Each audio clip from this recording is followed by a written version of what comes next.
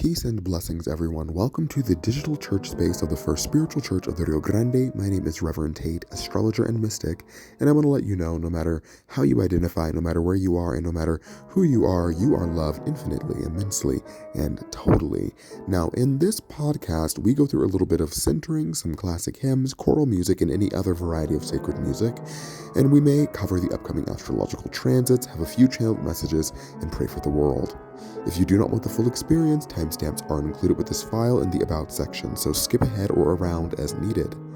Now, for some grounding. Focus on your breath and enjoy the sound bath to usher in the new year.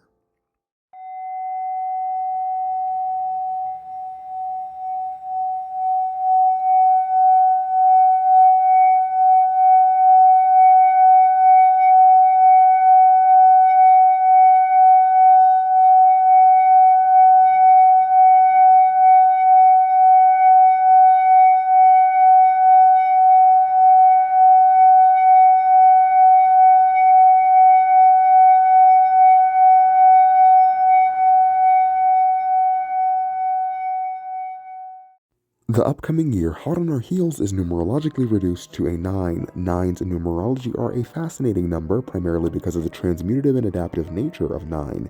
Any single-digit number that is added with 9 comes out as itself, and the 9 vanishes. 9 plus 2 equals 11.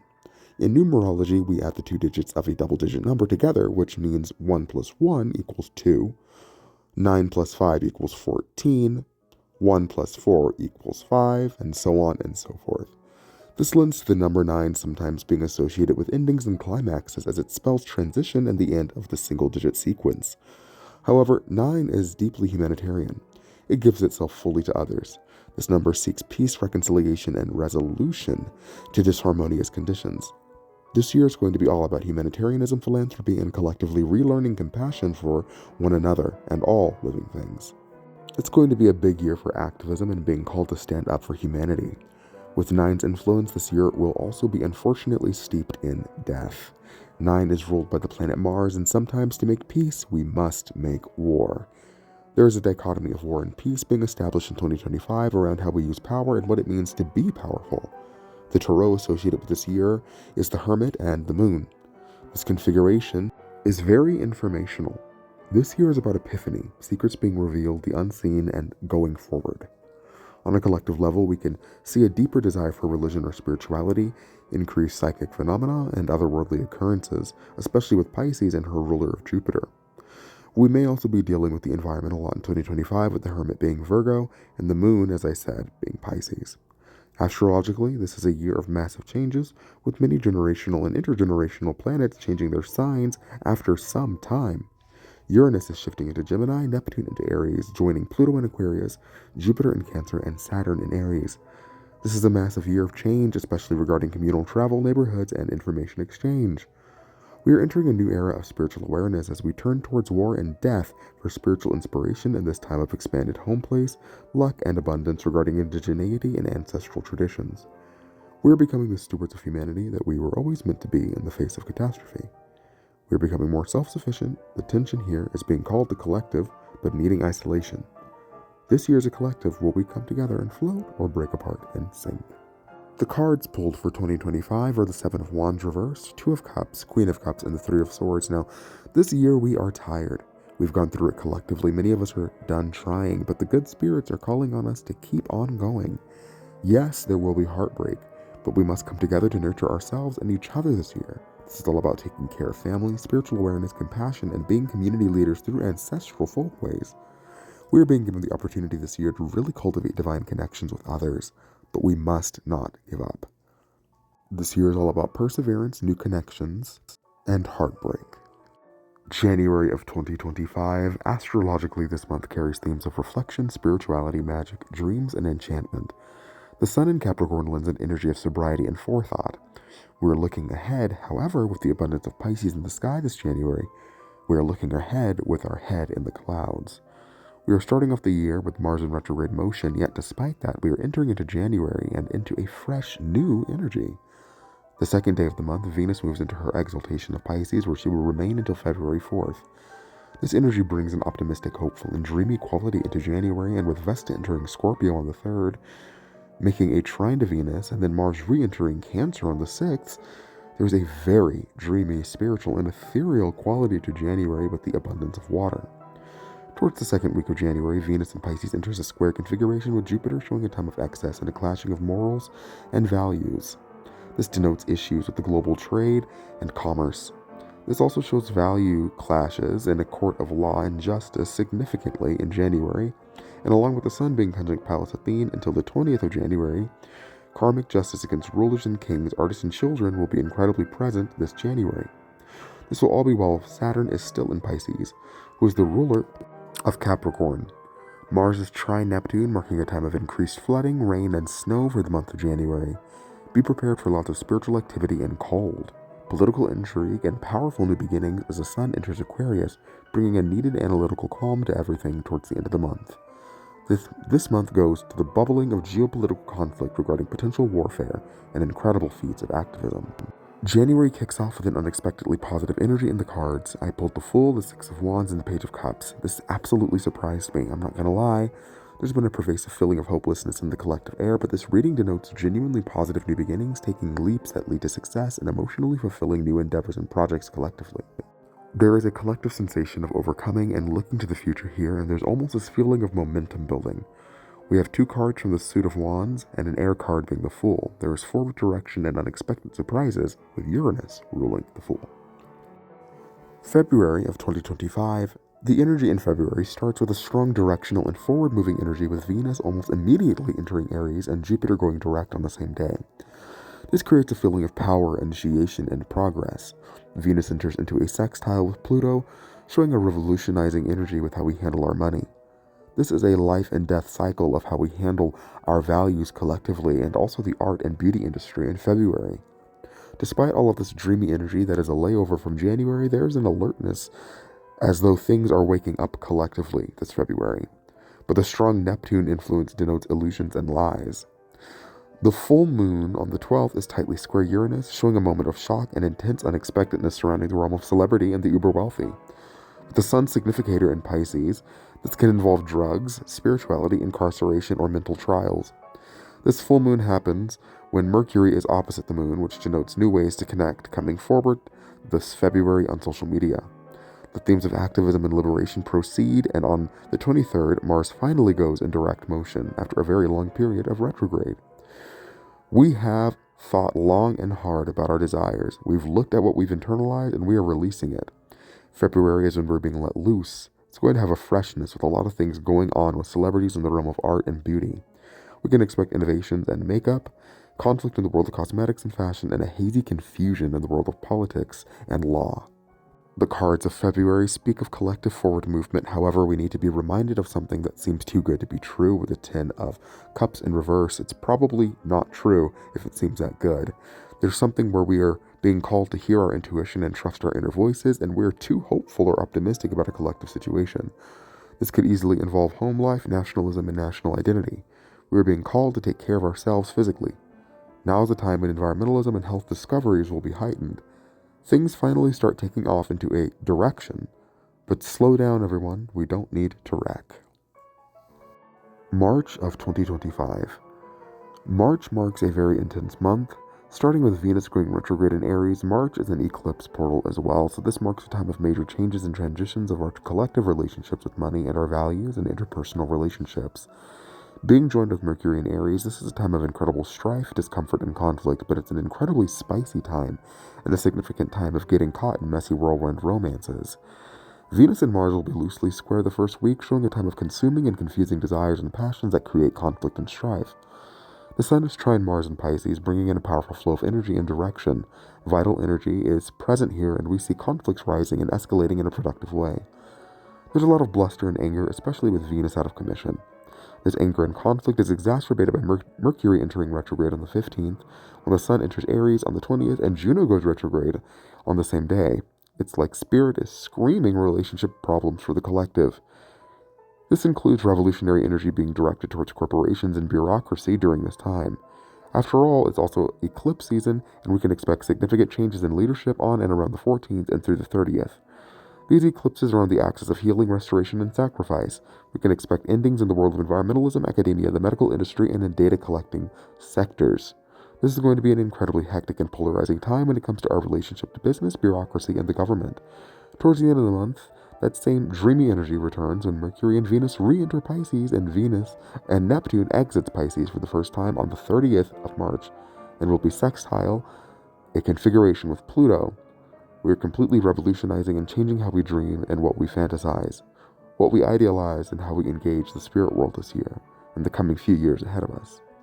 The cards for the month of March speak of collectively dealing with a situation we thought was over and being forced to reconcile with it. The situation can involve war or destruction in some way. This is about the achievements or aspirations of a nation being blocked and a collective feeling of anxiety and worry being present here. The Seven of Cups here is speaking about the curtain being lifted. Things are being revealed regarding a situation and it's causing doubt and panic.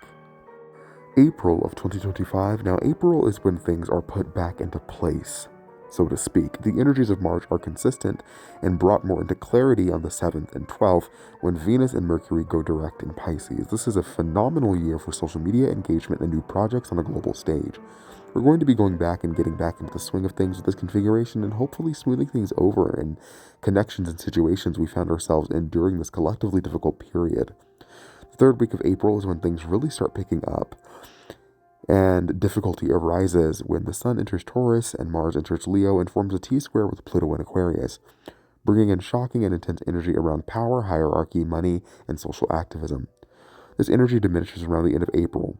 April has an interesting shape of reorientation followed by immediate rapid motion and disorientation on the political stage, especially in the world of digital technology. The dreaminess of 2025 becomes almost nightmarish and surreal towards the end of April. This card here are encouraging the collective to do things differently. With the Four of Wands, we're going to have something to celebrate, and the Magician is here too. So there's this kind of energy of you can do anything you set your mind to. This energy is supported by the King of Wands, so we are visionaries. This is going to be a significant month for performers and musicians, and in all the passions and visions that we do have, do not lose sight of your resources and what you have access to. We are being encouraged to slow down and not live above our means. This can be a theme surrounding environmentalism and how we connect with others. May of 2025, we enter into May into the nightmarish energy that built in late April, and we start May with Mars in a Leo trine with Venus. We have an intense and passionate energy present here that allows us to pursue the passions of our hearts unbidden. We are more likely to take risks and follow our truths when it comes to personal matters, but that is also evident collectively. There's a sensual, hot, and amorous energy here that may spur on a new connection for many. Mars is in opposition with Pluto, showing incredible and intense displays of violence and collective power struggle against the wealthy, which gets in the way of liberation. This is particularly against monarchy and authority over autonomy and community. This may also involve conflicts of passion, i.e. the arts against digital technology, as well as surveillance issues. A sort of loosey-goosey T-square is reformed the second week and quickly broken, but it's enough to cause tension and discomfort. Ceres enters Aries on the 17th, marking a time of incredible violence and reaping. However, other than that, Pluto goes retrograde this month, which is relatively straightforward. On the 25th, Saturn will enter his fall, bringing in restrictions and boundaries around violence, power herding, and initiative energies. We will be greatly tested during this time when it comes to impulsive actions and spur-of-the-moment decisions. This month has a confusing and jumbled quality collectively. However, there's a sense of stop-start energy going on and a collective emotional volatility. This is big in workers' rights this month, and institutions are going to play a big role, as are their leaders, particularly in academia, religion, and matters of politics. There's a deepening of spiritual and institutional knowledge this month for the collective. This looks like something fails to initiate against control, potentially because of people not working together, so make sure you know your neighbor. For June of 2025, June is one of the most solid months of the year, with Jupiter entering his exaltation of Cancer on the 9th of June and Venus into her first dignity on the 6th of June. There is a hopeful, optimistic energy for the first week of June and a deeply emotional energy with Mercury entering Cancer. We're going to be feeling nostalgic, looking at the past and feeling deeply for the month of June. However, when Pallas Athena goes retrograde in Aquarius, we're going to be forced to confront injustice brutally and honestly without the comfort of law in order to back us up. We are in for lots of legal action this month, particularly around reproductive rights, nationalism, home place, and ancestry, and the intersection of technology and social media. As we enter the last few days of Gemini season and the Sun enters Cancer, The energy makes a sharp turn into a much more fraught and tense direction, bringing up anxiety and a frenetic stress, with Mars entering Virgo as well. Themes of sickness and disaster emerge around the environment. We are changing ahead with activism and debate with the Knight of Swords at the helm, but collectively we are having issues, leaving something behind in the past. This is about women's rights, reproductive health, and autonomy, among other things, and there are economic issues driving around this month as well. However, we are struggling in this fight to let things truly go. There's a tiredness and a fatigue here in the month of June, despite the positive energy. July of 2025, Neptune, Saturn, and Mercury all go retrograde this July, and it's definitely felt. Early on as we enter July, we enter from the sort of stressful and unpleasant ending energy of June. However, early on, we have some significant energy shifts with Neptune going retrograde on the 4th, Venus entering Gemini on the 4th, and being joined shortly after by yet another generational planet-changing sign this year, Uranus entering Gemini on the 7th. Yes, Uranus will be trine Pluto in Aquarius and bringing in massive shifts and changes, abrupt, sudden, and shocking developments in the world of tech and social media, and opening portals for new conflicts to emerge globally. Y'all, this month we have Pluto in Aqua, Uranus in Gemini, and Neptune in Aries. They'll all be forming a beautiful configuration that points to new hope and new beginnings, especially with Venus thrown in the mix. But this is a harsh month. It brings much karma, the falling away of illusions and brutal truths of humankind to the forefront. This month takes a stark turn and reveals a very intense feeling of despair and hopelessness. There's a chaos here, an immaturity and feeling of being lost. There will come a leader in July who presents false hope. This person should not be trusted as they only want fame. This month has a genuinely heavy and shattered quality to it. August of 2025. August is a much different energy from the previous month and brings some sweetness and blessings as we move away from tragedy. There's a slower energy here as Mars enters the second detriment of Libra on the 6th and brings an analytical, contemplative, and intellectual quality to our pursuits and passions. Mars is opposite Saturn in Aries. These two planets are deeply uncomfortable, and this shows issues with military hierarchy, control of violence as a means of transformation, and justice the month of August. Towards the end of the month, Jupiter enters its exalted degree, while Venus is conjunct Jupiter, bringing in massive blessings and good luck for the collective. Major developments in oceanic care and water activism may present themselves. Mars is square Jupiter, making the luck forceful and in your face. There may be issues with global travel, but the need to look into home and ancestry is strong this year. Mercury goes direct on the 10th, and the month brings in Virgo season with a smile and a healing energy. There is something to celebrate, and we are successfully collectively leaving those things that have been ailing us in the past. There's a collective windfall and a gift from Spirit this month that is rather significant. However, with the Seven of Swords reversed, we are dealing with collective paranoia. Let the good times be sweet and don't think too hard about it. September of 2025, Saturn re-enters Pisces on the 1st of September and Mercury enters the second dignity of Virgo on the 2nd, while being followed by Uranus retrograde and a full moon eclipse in Pisces on the 7th. Like all eclipse seasons, this eclipse season is looking to be incredibly intense, passionate, and really calling into question our relationship with the world around us, the economy, and what we consider wealth to be. These eclipses in Virgo and Pisces are really all about our relationship with the material versus the spiritual. It's about where we exist in the spectrum of belief, faith, and understanding of information. This eclipse is different than the prior one because the ruler of Pisces has shifted into Cancer from its detriment in Gemini, making it much more spiritual, divine, and less cerebral. This is a deeply emotional moon and period. Vesta moves into Sagittarius on the 14th, Mercury into Libra on the 18th. There's this divine pursuit of justice here and a rebalancing of faith and understanding that is taking place. This season is all about sacrificing what we're willing to give up for the collective. Many themes of environmentalism and technology that is healing and restorative versus scary and intimidating is going to be a theme here. This month is giving gradual innovation. It's giving the future lies beyond the horizon. There's an incredibly economic energy to this month with the heavy amounts of earth energy that I pulled, 7 of Pentacles, 9 of Pentacles, Knight of Pentacles, bringing in material abundance, but also calling in major instances of the environment and world health and medicine. With the 5 of Cups reversed, we are coming out of a darkness. We are seeing the light, and we know these dreams take time, but we are finally planting the seeds to a brighter tomorrow.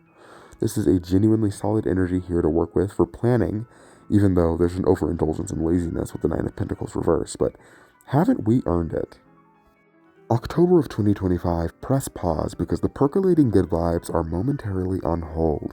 However, once the second week comes around of October, things do start looking up. Athena goes direct on the 4th, Mars is dignified in Scorpio, while Venus shortly after enters her second dignity of Libra. Mars is going to be making beautiful aspects with Jupiter, while Venus makes harmonious aspects with Uranus, creating a time of function, direction, and linearity. This energy is neutral, arguably. It gives us an opportunity to cultivate new ways of getting wealth, pursuing our goals and our dreams, but it is not momentous, shocking, or mind-blowing by any means. This is a wonderful month for relationships, especially for playing the field. This isn't about long-term or drawn-out romantic connections. Rather, it's about experimenting, having fun, and really discovering other people through connection.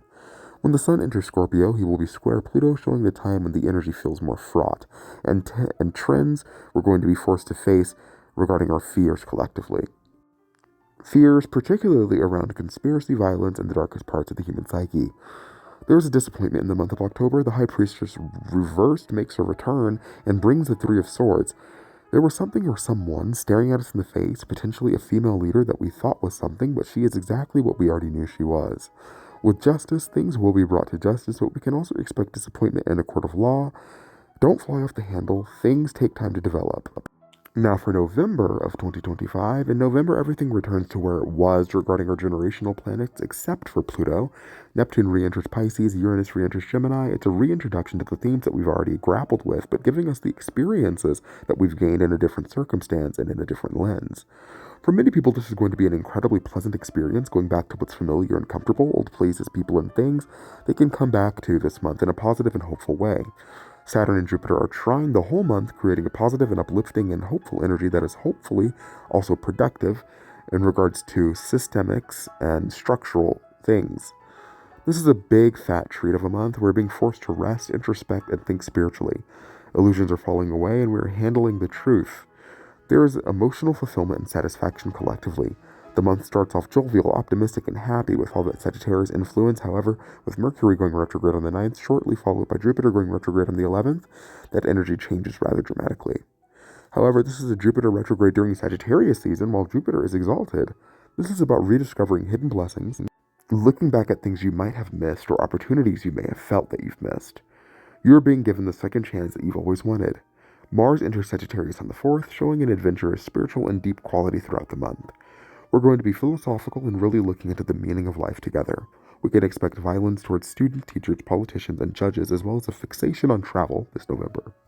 And last but not least, we have December of 2025. The nostalgia goggles of November wear off in December, and we are struck by the fact that we are certainly, indeed, returning to old themes that we thought that we might have shaken off. Jupiter, Saturn, Uranus, and Neptune are all making beautiful and harmonious aspects throughout the entirety of December, bringing us in and calling us in to spiritual maturity. Epiphany and understanding are big here. Things are being revealed this year that are rather significant, particularly regarding the structure of our society, culture, and how we want to move forward regarding our relationship to spirituality, human morality, discipline, authority, and our relationship to the world around us. December ends with a big collective boom that impacts bureaucracy and governmental structure. The potential for war is strong. Now, let us pray. We give thanks for the abundance that we have wrought in 2024 and pray that 2025 is a new refresh and new beginning that all of us need. May we shed the shackles of our suffering and our infirmity and move on into this new year with a blank slate. May the collective be healed of affliction.